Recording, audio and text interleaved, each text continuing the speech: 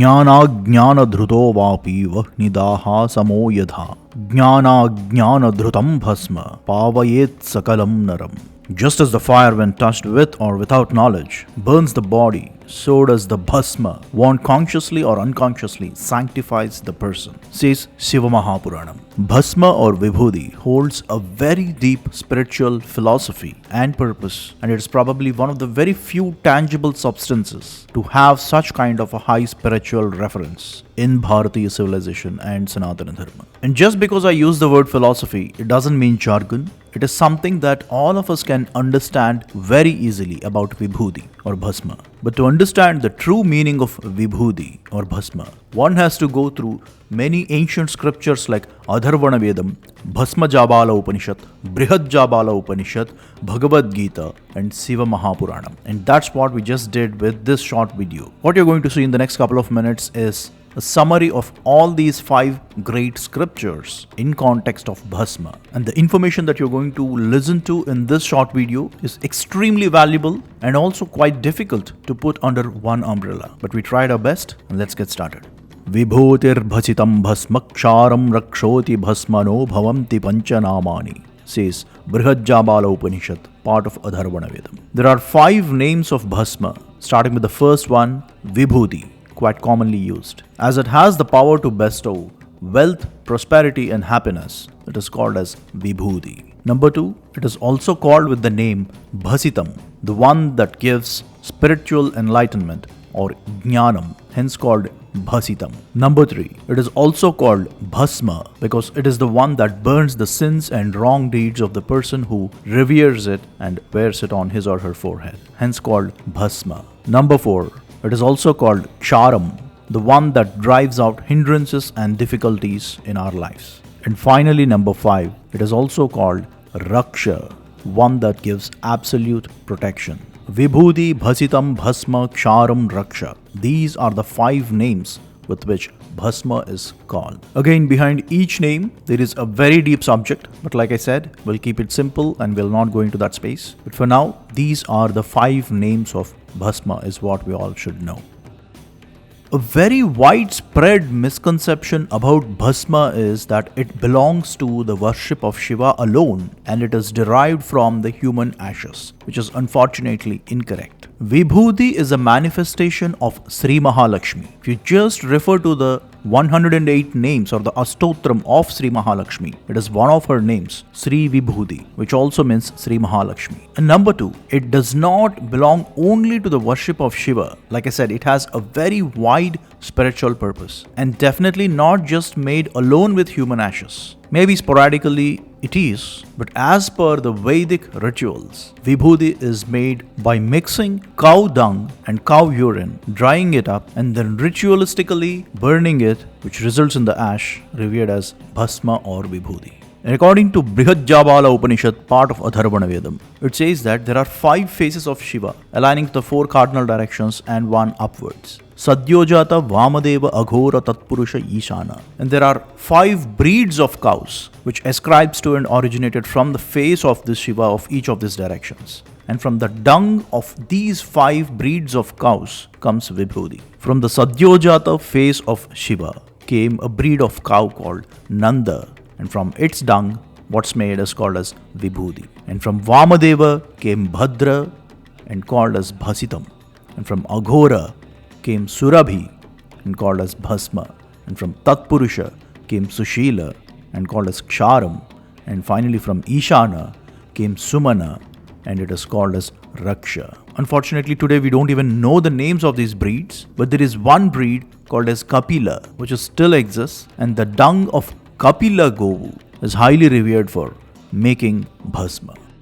Varnasramanam cha mantro mantropi cha tripundro dholanam prokta jabalairadarena cha. People of all varnas and ashramas must revere and have bhasma in form of tripundra on their forehead, following the instructions given in Bhasma Jabala Upanishad, part of Atharvana Vedam.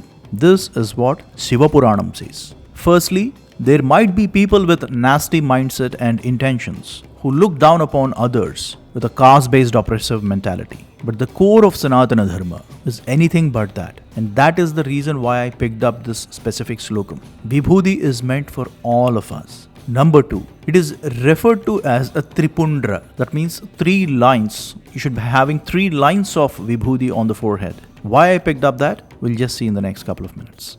Akaro gruhopatyagner bhudharmascha rajo gunaha. Ukaro dakshinaagnischa nabhastatvam yajussatha. Makaro ahavani yaucha paramatma tamodivau. The 3 lines of vibhuti, worn as tripundra, ascribes to akara, ukara and makara of omkara, and they belong to 3 types of fire: grahapatyagni, dakshinagni and ahavaniyagni, that controls the sattva, rajas, tamas gunas of every person. Hence it is called as tripundra. The philosophy behind bhasma or vibhuti is very complex and not so easy to understand. But there is one way, just one way to understand it in very simple terms. That is reading the Vibhuti Yoga, chapter number 10 of Bhagavad Gita. It just has 40 slokas and it will take less than 10 minutes to read only the meanings of it. And that is where Bhagavan Sri Krishna explains the philosophy of Vibhuti in very, very simple terms. Coming back to that misconception that Vibhuti belongs only to the worship of Shiva, Bhagavad Gita proves it wrong. It is not just only to Shiva. It has very deep spiritual meaning and purpose and philosophy, like I just said.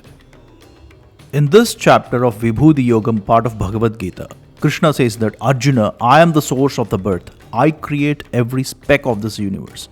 I am the source of death that devours everything in the universe.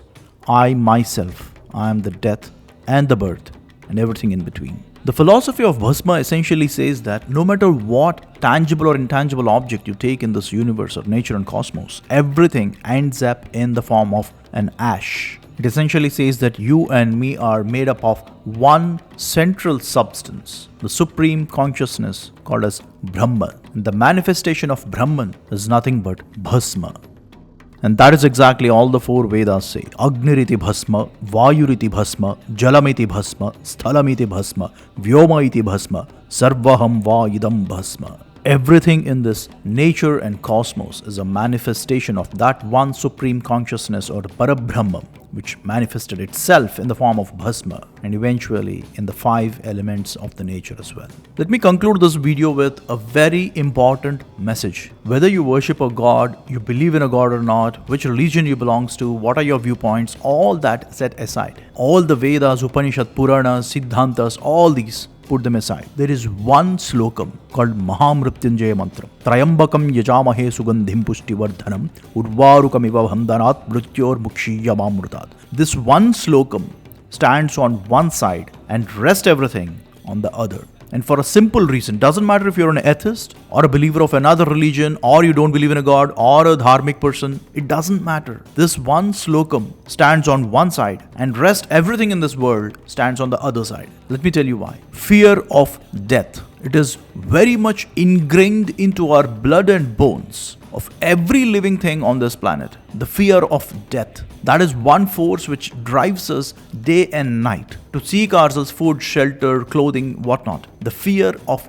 death. That little part in your human brain, amygdala, that is where your fear resides. And that is one driving force for all of us throughout our life, that I don't want to die. And this Mahamrutyunjaya Mantram exactly hits that point. The name of this mantram is Mrityunjaya Mantram. That means the mantra which helps you to defeat death. But ironically, in the mantram, you would be asking for death. Mrityor mukshiya. Give me a painless death. Ma amrutat. I don't want to be immortal. It is all about asking Shiva that give me a painless death, but at the same time, I don't want to be an immortal person. This mantram hits the point where you accept the reality, the ultimate reality that we are all going to die. But when I die, that moment, give me a painless death. And this is the slokam which is recited when one is wearing a vibhuti. And that is the reason I brought this up here. It directly hits the point saying that you have to face the reality. Don't live in denial. But at the same time, doesn't mean that you just renounce everything and live like a sadhu. That's absolutely stupid. We all have to be ambitious. We all have to be going after our goals and desires in life. Living life to the full size. But at the same time, do remember the reality as well and live an ethical life. It doesn't matter whether you belong to a religion or not. No one cares. At least in Sanatana Dharma, no one bloody cares if you believe in God or not. No one is going to burn you in hell for eternity just because you don't believe in a God or a book.